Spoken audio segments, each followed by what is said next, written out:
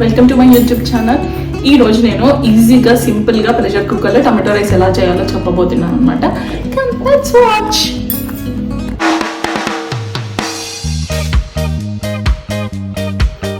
కావాల్సినవి వచ్చేసి ఒక 4 నుంచి 5 టమాటాలు మీడియం సైజు, 2 ఉల్లిపాయలు మీడియం సైజు, ఒక 4 లేదా 5 పచ్చిమిర్చి, కొంచెం కరివేపాకు తగినంత, కొత్తిమీర కొంచెం తగినంత, పుదీనా తగినంత.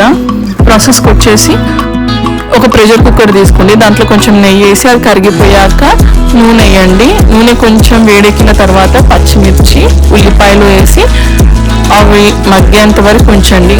కొంచెం అవి మగ్గాక కొంచెం కరివేపాకు వేసుకుని కరివేపాకు మొత్తం ఒక 3-4% వరకు మగ్గిన తర్వాత ఒక 1 టేబుల్ స్పూన్ ఆఫ్ అల్లం వెల్లుల్లి పేస్ట్ వేయండి. కొంచెం అది స్మెల్ పోయేంత వరకు కొంచెం పచ్చివాసన పోయాక టమాటో ప్యూరీ యాడ్ చేసుకోండి.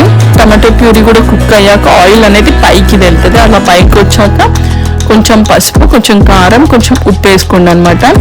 నేను మాత్రం 2.5 స్పూన్స్ ఆఫ్ కారం వేసుకున్నాను, 2 స్పూన్స్ ఆఫ్ సాల్ట్ వేసుకున్నాను. ఇన్ కేస్ మీకు మేము మాత్రం స్పైస్ ఎక్కువ తింటాము, మీకు ఒకవేళ స్పైస్ అంతగా వద్దనుకుంటే 1.5 స్పూన్ ఆఫ్ కారము, 1 స్పూన్ ఆఫ్ సాల్ట్ వేసుకోండి, సరిపోతుంది. అలా కొంచెం కారం అవన్నీ మగ్గాక ఆయిల్ పైకి వచ్చాక కొంచెం గరం మసాలా, ఆల్రెడీ నేను చెక్క వేయలేదు కదండి, సో దాన్ని ప్యూరీ చేసి అంటే దాన్ని మిక్సీ పట్టి మళ్ళీ ఇప్పుడు వేసాను అనమాట.